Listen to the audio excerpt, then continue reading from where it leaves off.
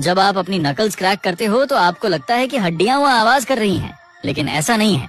देखो, हमारे जॉइंट्स में एक लुब्रिकेंट होता है जिसे सिनोवियल फ्लूइड कहते हैं।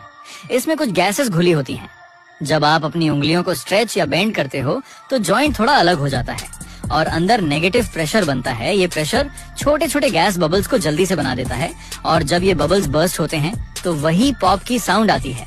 एक बार जॉइंट क्रैक करने के बाद करीब 20 मिनट लगते हैं बबल्स को फिर से बनने में। इसी वजह से आप उसी नकल को तुरंत दोबारा क्रैक नहीं कर सकते।